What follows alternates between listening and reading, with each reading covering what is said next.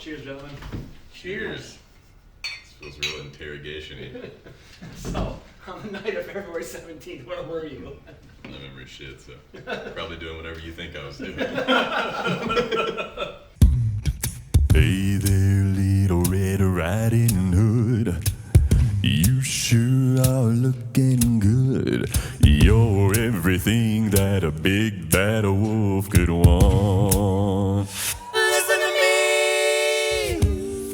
So we've been talking already at this point about how we got Home Free started, how we built it up from nothing, and we were talking about our bass journey, all the different people that we worked with.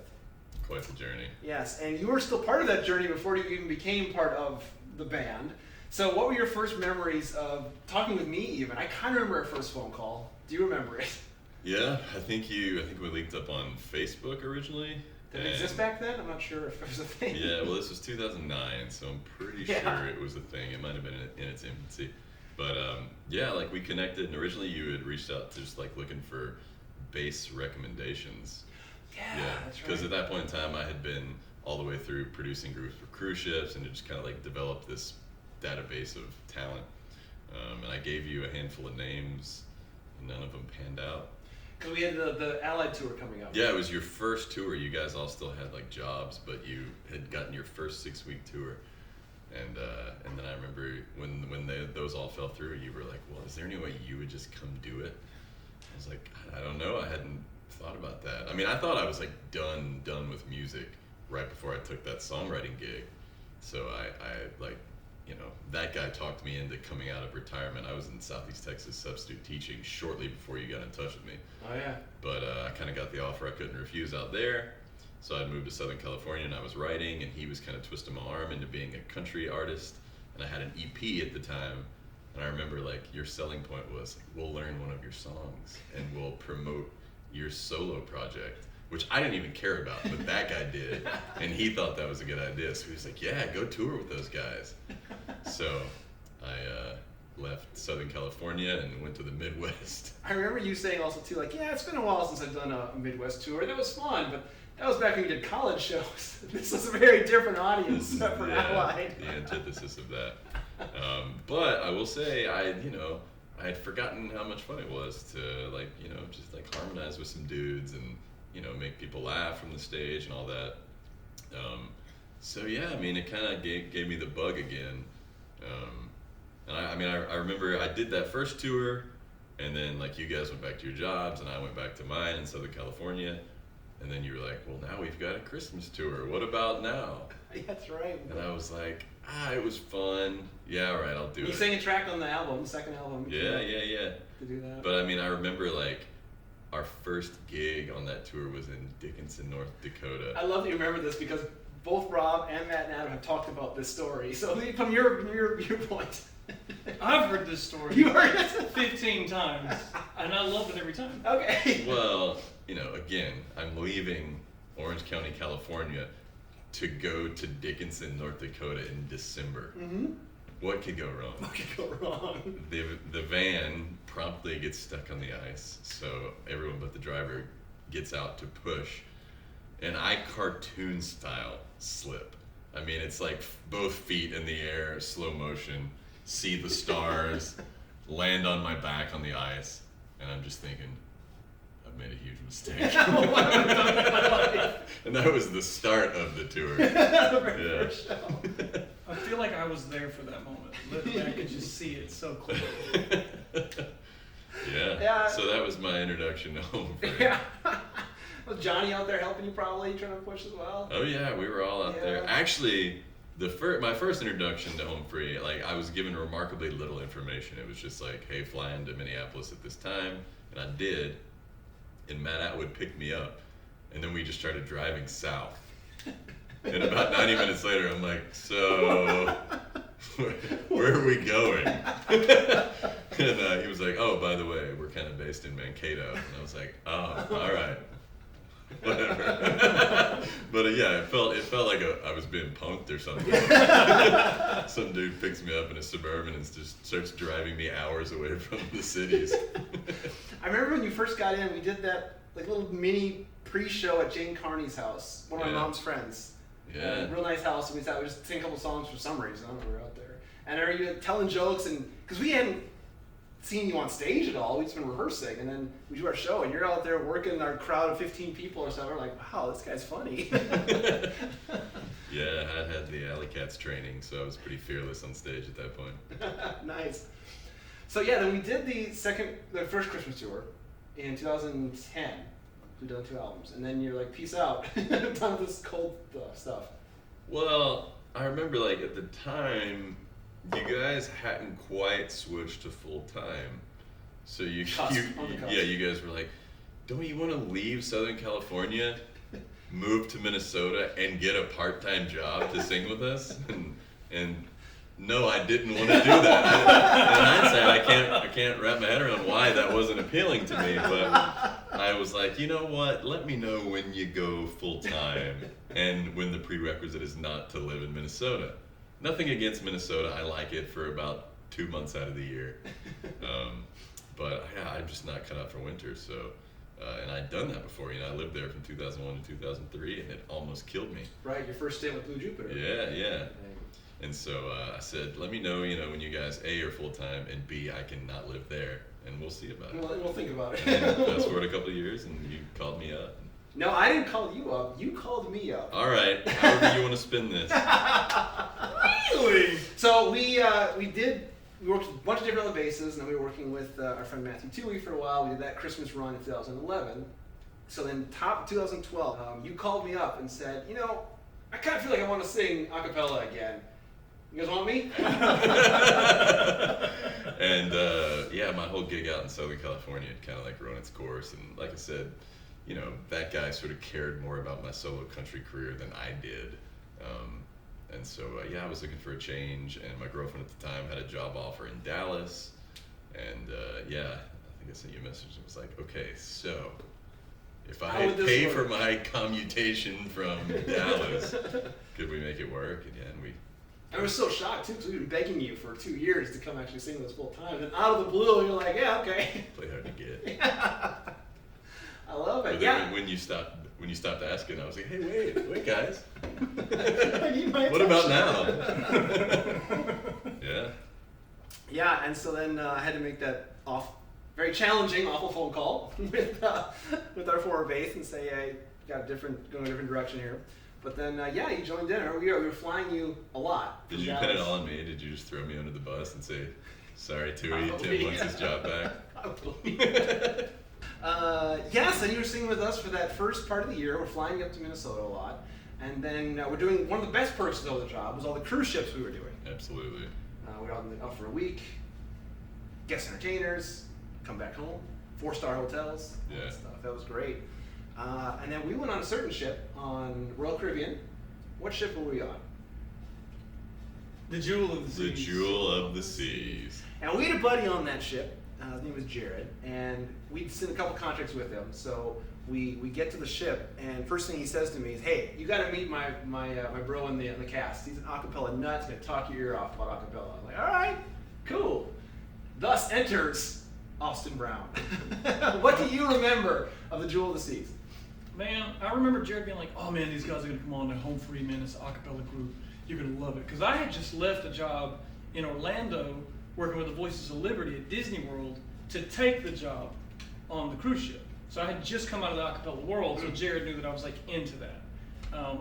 And so he told me all about you guys. Like, these guys are awesome. You're gonna love it. And one of my favorite things about a cruise ship is that we went and saw every single guest entertainer. The cast, that's just what we did. You know, we would see every guest entertainer. So I had been having a great time. It had been a few years since I've been on a ship, and you guys came on the ship, and we saw your show. I had the best time ever, and the whole time I was just sitting there being like, I want to be in this band. This is what I want to do, right? And then, and then basically the story I tell is that you guys came on the ship. I saw your show. Y'all saw my show. Mm-hmm. We got drunk together. I remember going to the restaurant and sitting with you that first night or something at one of the fancy, like the steakhouse or something. Chops or something. Yeah, and we just started talking about acapella stuff, and then we had you sing a song with us. Yeah, right. That first one. The first song, Hanson. The Hanson we have song. since met and hung out with for like 2 hours downtown Nashville here at a showcase. That sounds right. It was one of the showcases. Oh, no I don't think it was kidding. AIBA. That was But anyways, it was a showcase down there, and Hanson was there. And I got to be like, dude, like, Taylor was just talking to us, and he seemed like he wanted to talk. So I was like, cool, I don't want to bother you. But he was like, no, we got to shoot and shit. And I was like, man, this band, the first song I ever sang in this band was a Hanson song. He was like, are you kidding me? What was it? It's like, I've been thinking about something. He was like, that's amazing, dude. And so, like, right before they go on for their set at the showcase, Isaac comes up to me. He's like, dude, so, you guys used to sing I've been thinking about something, right? He was like, yeah. He was like, you want to come up there and sing it with us now?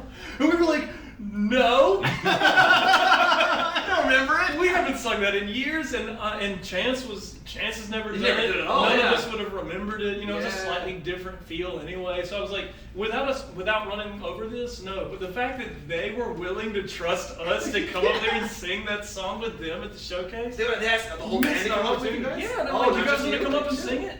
And I was like, yeah, we do, but you don't want that to happen. We don't need a showcase, man. That wouldn't go well tonight. That's If we awesome. had maybe 30 minutes beforehand to think about this, sure, but let's not just. They were willing to do it in the moment with no rehearsal. We could have really messed up their Their showcase. showcase, for sure. Of course, then the people buying it are like, oh, those home free guys are terrible. Look what they did. Let's not get them either. I think that's how it kind of worked out anyway, if I recall. Oh my god. Yeah, so anyways, sang that song, and you guys were like, this is awesome. We sang it in the atrium.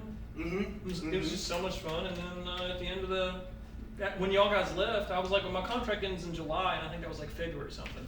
And Rob had been upstairs and been like, hey man, Matt looks like he may be like kind of moving on. He's taking over his father's business. He's like growing up. You know, he's a big kid now. So you'll probably be able to work with us some. You know, I was like, cool. Stay in touch, I man. want to do it, man. I want to do it. Yeah, so then fast forward to, I think it was October of 2012. Matt, we had a couple, like 4 or 5 shows in Iowa or something, and Matt had to be gone. So this is a perfect opportunity to bring It in was Austin. October. Yeah, Yep. let's bring in Austin For for 1 week. for this run. Yeah, and so you came up there, and it was at that really nice theater in Iowa. It's like a high school, but an incredible theater. I don't even remember. Whatever, it doesn't matter. All I remember is Tangleberries. Was it in conjunction with that? No, Okay. but that was cool too. I also had a theater just like the Guthrie. You remember that one? I remember remarkably little. Yeah. I was Doesn't drinking matter. a lot during this time, Chris. Yep. Yeah, you Whole and different person back then. Yeah, you and Rob, man, you every night on those Allied tours. Yeah. Yeah, those were the glory days, let me tell you what, because like drinking Rob is one of the most fun and also Scary. terrifying Yeah. things in the world, but the ends justify the means. It's a real tightrope. Oh man, the good old days. Yeah.